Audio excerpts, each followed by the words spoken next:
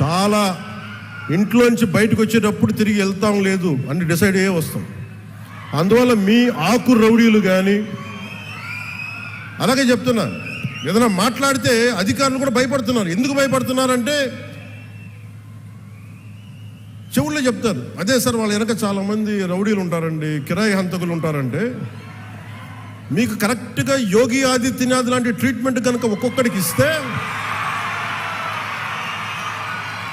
ఒక్కొక్కడికి రౌడీజం అంటే కాలు కాలు కీలు కీలు తీసి మడత పెట్టి కింద కూర్చోపెడితే, అప్పుడు కరెక్ట్గా చెప్తా, కరుడు గట్టిపోయిన జీవితకాలం ఒకే మనం వాళ్ళతో ఏకీభవించవచ్చు, ఏకీభవించకపోవచ్చు.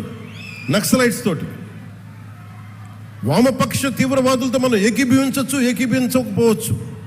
అలాంటి బలమైన ఆర్గనైజేషన్నే కకావికలమైపోయిన పరిస్థితుల్లో ఉంటే ప్రభుత్వం తలుచుకుంటే, అలాంటిది ఇన్ని లక్షల మంది పోలీసు ఉండి, ఇన్ని వందల మంది ఐపీఎస్లు ఉండి, 1000-2000 ఉన్న డిఎస్పీలు ఉండి, అలాంటి కిరాయి గ్యాంగుల్ని మెయింటైన్ చేసే వ్యక్తుల మీద 2 రోజులు 48 గంటలు మీ చుట్టుపక్కల ఎవరున్నారు, వాడి పేరేంటి అన్ని కనుక్కొని ఒక పొలిటికల్ నిర్ణయం తీసుకుంటే ఇక మళ్ళీ ఎప్పుడు ఇలాంటి మాటలు రారు. మీరు అక్కడి దాకా తీసుకెళ్ళకండి.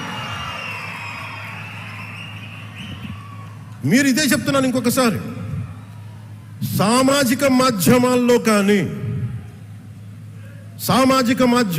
కానీ విదేశాల్లో కూర్చొని వాగే వాళ్ళతో సహా ఇక్కడ కూర్చొని భవిష్యత్తులో మేము వస్తాం, వచ్చి మేము ఏం చేస్తామంటే, వచ్చినప్పుడే మీరేం పీకలేదు, ఏం మాట్లాడతారు? ఇప్పుడు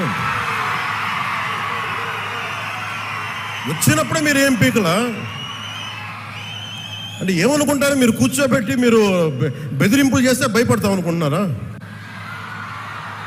దానికి మేము ఒక్కడు చిన్నప్పటి నుంచి కూర్చొని అమరజీవిని గుండెల్లో పెట్టుకున్నాడంటే వాడికి ఎంత పిచ్చి ఉంటుంది?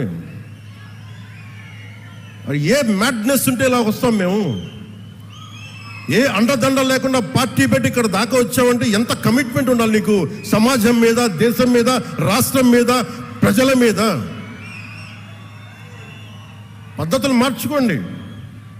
ఒక మాట అనాలంటే అలాంటి తప్పేం లేదు. డెమోక్రసీ ఇది, ప్రజాస్వామ్యం. ఖచ్చితంగా అనండి. అనటానికి కొన్ని గీతలు ఉంటాయి. గీతలను దాటి మాట్లాడితే మీ చేతికి మళ్ళీ ముద్రలు వేయడానికి ఏముండదు. అలా మాట్లాడే వాళ్ళు చెప్తున్నాను ఇప్పుడే, మీ చేతి మీద గీతలు తీసేస్తాం, అంత అరగదీస్తాం, గుర్తుపెట్టుకోండి.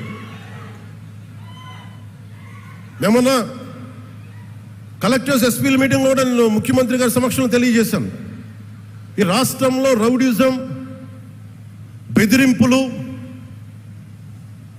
మన ఉత్తరాంధ్రలో కూర్చోబెట్టి కొంతమంది బెదిరించి ఒకటే చెప్పాను, రౌడీజం చేసే వాళ్ళని బెదిరించి వాళ్ళని పంపించి కదా మనం వచ్చింది. మనం అలాంటివి చేస్తే మనకి వాళ్ళకి ఏంటి తేడా?